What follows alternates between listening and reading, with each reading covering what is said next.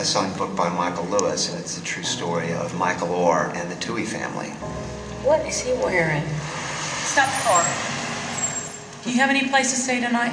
What was it about Michael that made you want to stop the car and go and get him? He was a child that had a need, and it needed to be filled. Orr was eventually adopted by the family. He began to turn his life around, both in the classroom and on the football field. Threaten my son. You threaten me. He's going to have to make all A's this year. He came home, Kentucky, and she goes, nope, sit your butt down. We're not giving up. You're going to do it. When Michael came, it was a center of focus. I felt like we were at home a lot more. It took about an hour to fall in love. Are you going to protect the family, Michael? Together as a family, there they were. When Orr graduated from high school, played 4 years at Ole Miss, and was drafted by the Ravens. Baltimore Ravens select Michael Orr.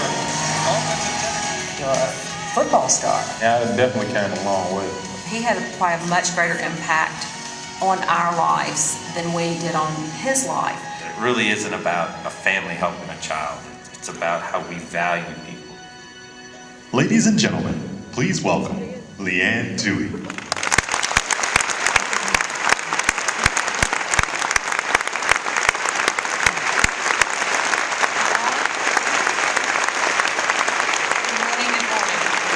We're going to do a little house clean before I get started, because I'm just real honest and up front. I was supposed to fly in this morning. Weather was bad. I had 4 or 5 men last night trying to decide, should we go, should we come? I was going, oh my Lord, let's go. So I was throwing clothes around. It was supposed to snow 8 inches in Memphis, and I was grabbing things, and I did not grab the correct underpants, and hence I have a panty line. My daughter would be mortified. I don't really care, but I'm just going to put it right off the bat. So anyway, that's our life. That's how we roll. There are no secrets anymore. If you'd have told me 7 or 8 years ago that I'd be standing in front of a group of intelligent people, I'd have gone, are you kidding me? That's why I don't do questions and answers anymore. We started out we'd talk 20 minutes, and then we'd take questions and answers. And inevitably, second or third questions, someone would come up front and they'd go, has this movie changed your life? Well, I hope y'all didn't teach any of those people, because that is a stupid question. If Sandra Bullock plays you in a movie, she wins an Oscar, her husband goes off the deep end, and she adopts an African-American baby, it changes your life. Yes. Yes, it does. I never knew I could straddle a toilet in a bathroom to hide from Inside Edition and TMZ, but I've gotten really good at it. I've really gotten good at it. And I'm sure a lot of you are kind of going, yeah, she kind of looks like Sandra Bullock, maybe just a little. I'm going to come kiss you on your lips for saying that. Unfortunately, my husband looks nothing like Tim McGraw. Oh, and it breaks my heart, because Tim is just smoking hot. It's just sad. Sad but true. And yes, the movie was great fun, scarily authentic.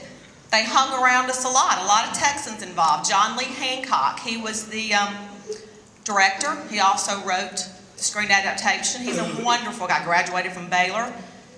We got lucky.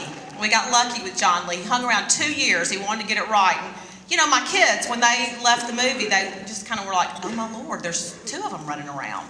And so that's good. That's a compliment to him that he did such a good job on it. And there's a lot of things that are, you know, that aren't right, and people want to get hung up on it. It's a movie. Hollywood, you know, took a little bit of artistic licensing with it. That's okay. You know, Collins never played volleyball. She was a state championship pole vaulter.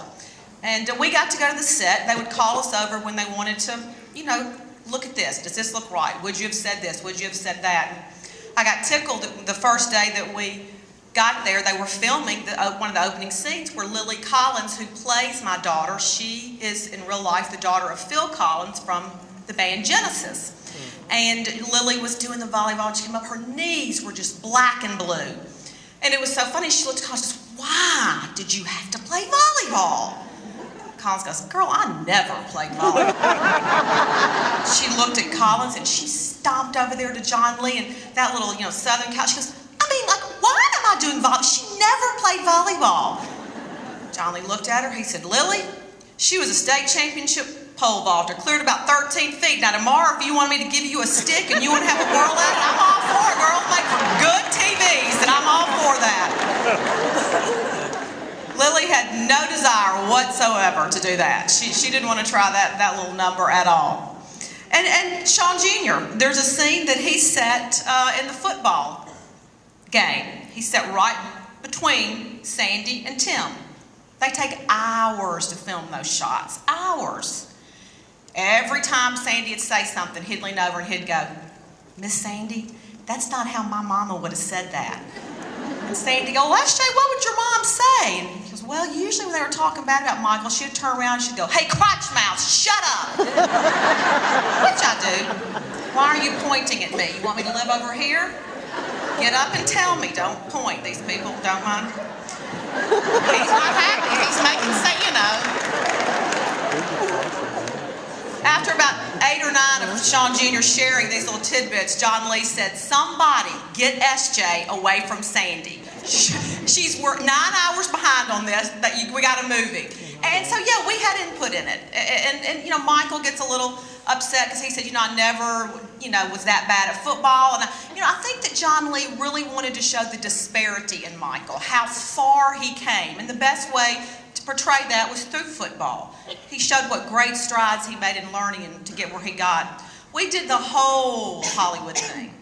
They said, "I want you to come to the Oscars, the Governor's Ball, the Vanity Fair party." We kind of looked and said, "We're not going to do that." They're like, "Yeah, you got to come do that." Sandy, who's Sandra Bullock, I refer to her as Sandy. She's my best friend, Sandy, these days. And she said, "No, you're doing all of that." And I said, "Okay." So we're in this limo, and we're all in it, and got a sunroof. Collins has got these little flip cameras that these kids carry to, shoot all these unnecessary things that they shoot these days.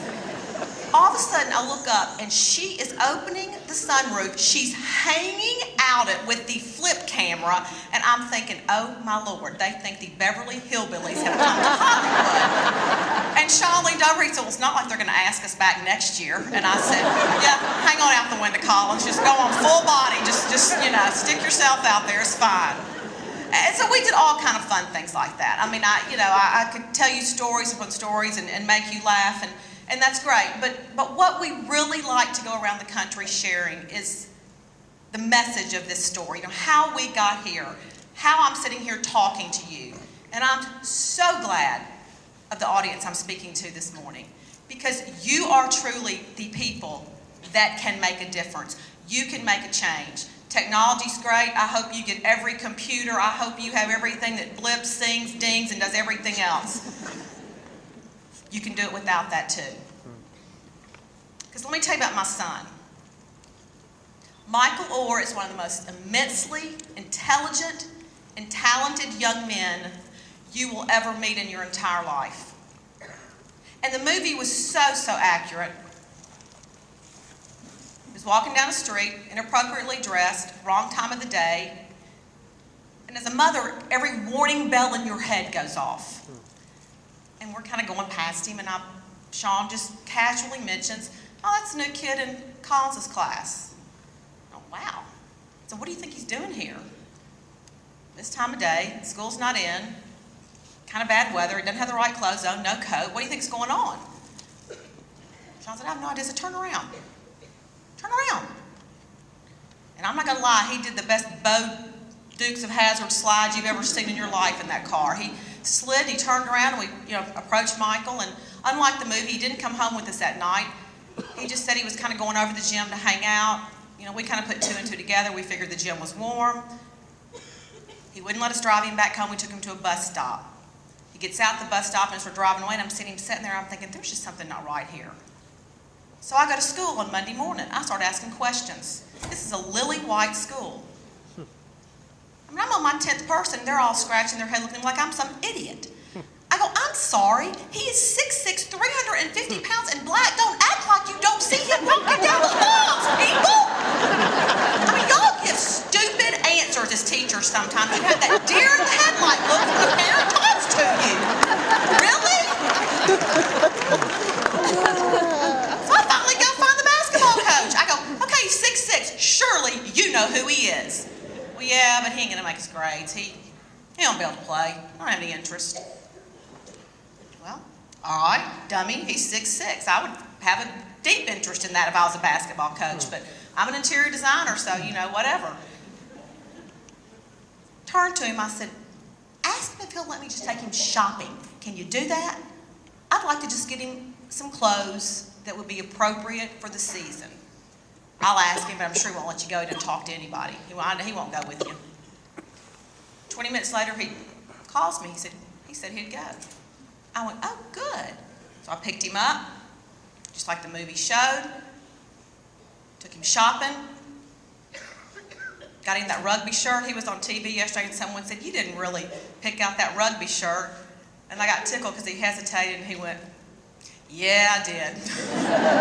Because as an interior designer, I sure didn't pick out that rugby shirt, I can tell you. And we had this instant bonding. And I realized how deep his needs truly were. I thought, this is an amazing young man, but there just seems to be huge gaps. So one day led to another, and a day led to a week, and a week led to a month. And Michael kept being around more and more and more and more, until suddenly he was living with us. This is a young man that historically had gotten off of a bus at the busiest intersection in Memphis, Tennessee. Probably 30,000, 40,000 cars a day go by this intersection. And I truly believe that if Michael had had a massive heart attack right there on the sidewalk on the way to school, that no one would have known, no one would have cared. It would have taken months to find someone to notify. His father was dead probably 6 months before anyone was notified of who he was. But yet, you take this young man into your home, into your classroom, into your church, and you love him, and you give him hope and opportunity, and it'll change a life. Because I've seen it up close and personal. Didn't read about it in a book, didn't watch it on TV, didn't see it in a movie. I lived it. So you can never tell me otherwise. Is it easy? Absolutely not. It's 8 steps up, 5 steps back. It's hard. But everything that's worth fighting for is hard. And I would go to his teachers, and I would go, we need to do this, and we need to do that. Well, that's not how we do it typically. That's not in the curriculum. I don't care. That's what you're paid for. It's easy to teach Collins Tuohy. It's easy to teach Sean Jr. I hope that's not what you went to school all that time for. Teach Michael. It's a little unorthodox. And I feel for you. You got a lot of stupid forms to fill out and a lot of paperwork that doesn't make any sense. But I'm telling you, when you change a life like that of Michael Orr, it's all worth it, people. It's all worth it. And the scary thing is, there are Michael Orrs in every city of the United States of America and this world. We really believe in our house with every being in us that the kid that knows the cure for cancer lives in inner city Memphis, Tennessee, and all he needs is a chance to get out. He just needs a chance.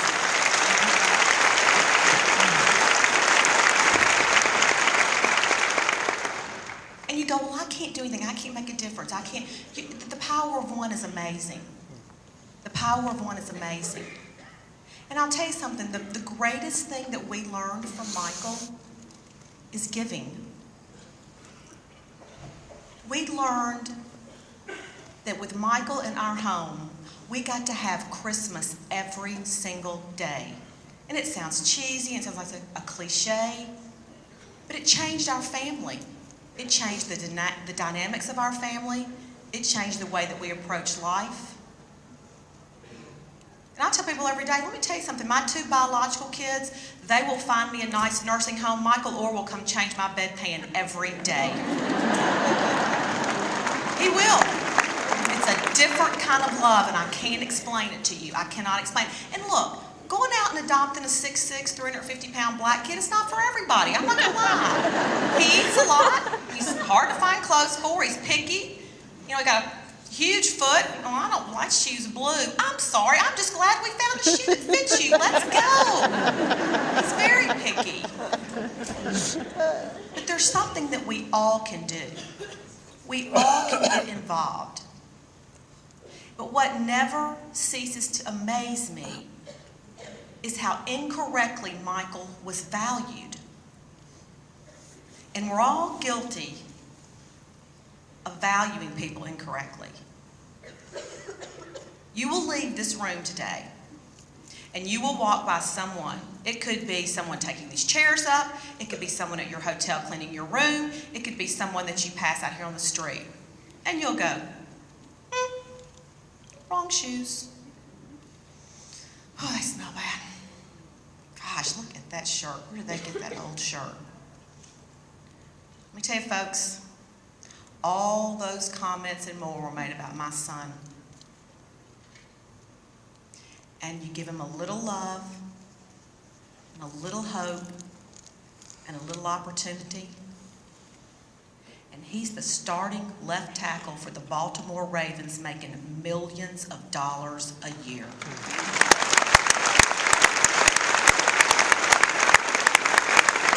And it didn't have to be athletics. Michael was smart. He could have gone into business with his dad. He just happened to be athletically inclined. A lot of kids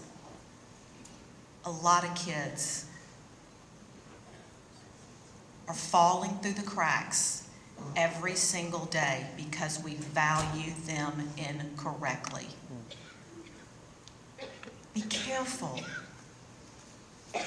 Turn around. When you go to the movie, talk to the person behind you. Or in the grocery store line, get off your high horse. Talk to the person next to you. How many of you know your garbage men's name? How many people in this room know the names of your garbage men? I do. I see my garbage men more than I see my in-laws. Thank God.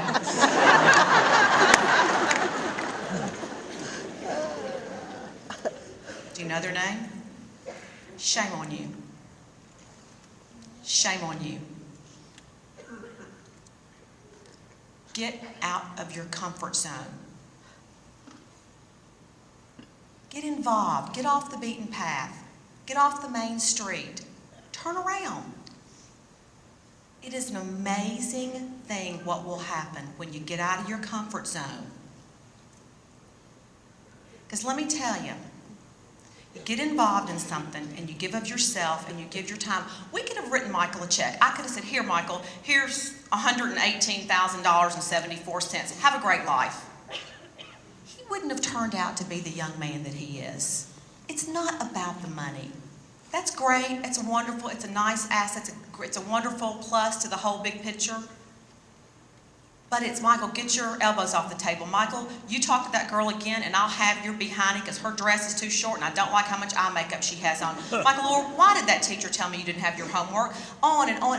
That is what has made him the young man that he is today. That is strictly giving of your time and giving of yourself. And I know, y'all, a good many of you in this room are teachers. That's the most giving profession in the world. God bless you for doing it. I would kill some kid the first day of class. That would be it. I'd be on CNN, and y'all would be sending me cookies in jail. Because the first time they mouthed off to me, that would be it. I just can't tolerate that. I was fighting with SJ this morning because he was going, well, they're saying we're getting out of school at 11 and I just may not go. I'm going, this is not for you to decide to give yourself an automatic all-day snow day. Get your butt up and get to school. Which I don't understand that why they go to 11 and all that. That doesn't make any sense to me either, but whatever. So anyway, but parenting, being a teacher, I don't see how you listen to some of the stuff that you do because I feel for you. Thank you for doing that. It is, it just amazes me. I'm always humbled and awed by teachers. I think that they're the most underpaid, wonderful people in the whole world. God bless you for what you do. I mean that. I really do. I mean that. But you are the front line. You are the first line of defense. And you can't look at a classroom and just teach them all the same way. Now, this is my opinion. I'm not paid to be a professional Dr. Phil about the education world, but I can tell you from what I have lived with my kids that it took that teacher to look at Michael Orr and go, this kid can do it. This is all he needs. We need to step it up with him. He needs a little extra. He needs that little push. And thank God, her name was Marilyn Beasley. I thank God for her every night. It takes something a little extra sometimes to get that kid plugged in, to get him motivated. But it is so worth it. It is so worth it. And when I talked about giving a minute ago, you just can't imagine the change for my kids. Sean and I are real big. We tell our kids, lead a charmed life. We expect more of you. To whom much is given, much is required. Go above and beyond. We're just constantly telling them these things. But after all this time, they've really seen it. I got so tickled. I told someone like 3 or 4 weeks ago now, SJ went to the gas station. And he was pumping gas. He pulled up right by our house, only one he's ever been to. You probably didn't even know there's another gas station in the world. And they had duct tape over where you slide your credit card. And he called me and he goes, I can't put my credit card in here. I can't get this gas. And I went, what do you mean? He goes, well, there's a thing that says see attendant. What does that mean? I paid $12,000 a year for this kid to go to school. I went, oh my Lord. I said, SJ, walk in the place, give the man your credit card, tell him what pump number you're on. Where do I find that? I said, look up, there's a big number right over your head. Oh, 8. I said, 8, you're on 8. Go in and say, number 8, here's my credit card. When it's full, I'll come back in and say, I'm going to a different gas station. I said, oh, no, you're not. You march yourself in there. You're going to get gas right there. We're going to have a learning experience today.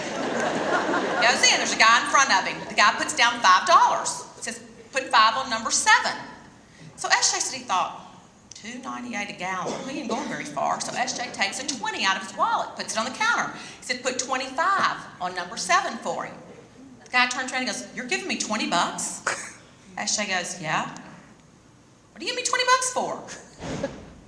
I said, I want to give you 20 bucks. He goes, I don't know where you're going, but I'm $5, you're not going very far. The guy goes, man, no one's ever done anything nice for me. SJ said, well, I'm going to do something nice for you today.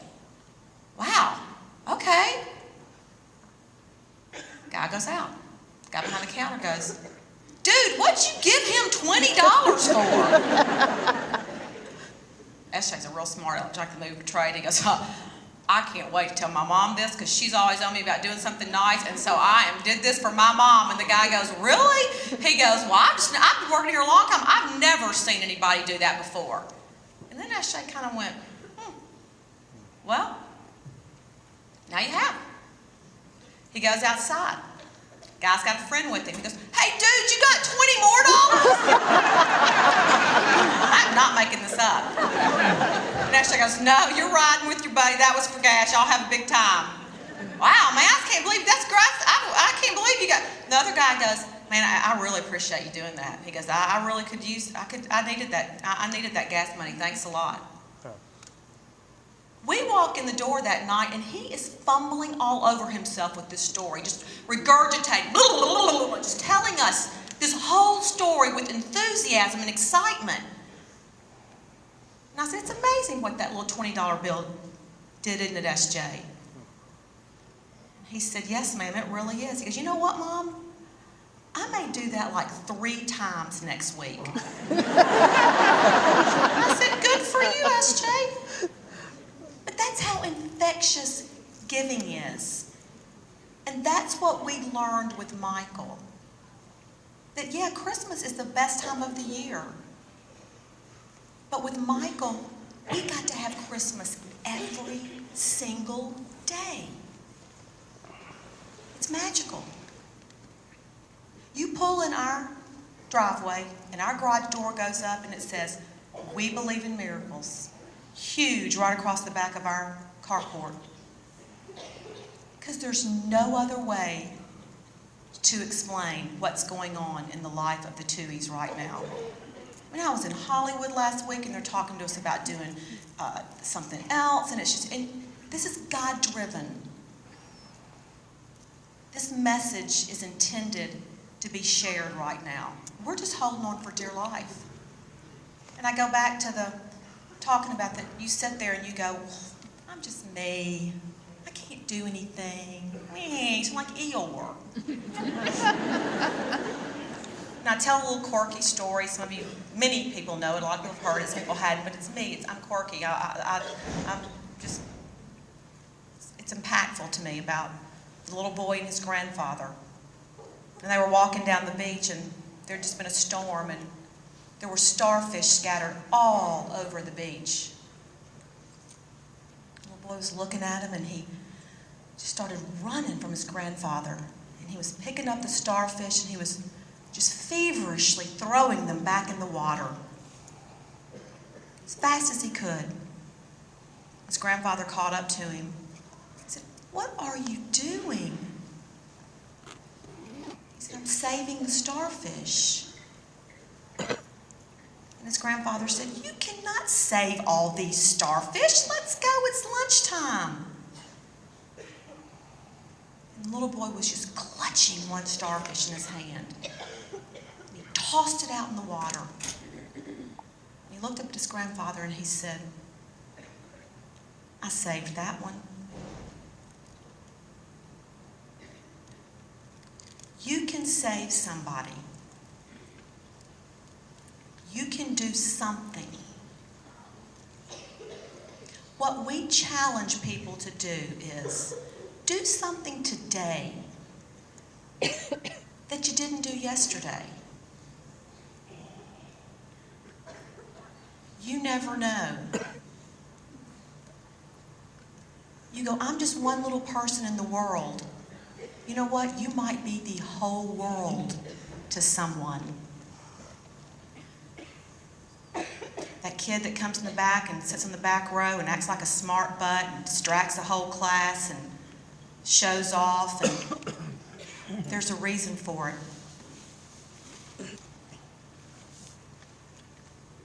Read Michael's new book that came out yesterday. I wept. I knew it. I would hear it over the years from him. I knew the stories, but I looked at the words on the pages and I wept. You don't know the home lives of some of these kids. It's horrific. It's life-changing. It keeps me up at night. There are 120,000 kids in this country waiting to be adopted. There's 400,000 plus in foster care. Shame on us as a country. Those are curable numbers. We are focused on the wrong things.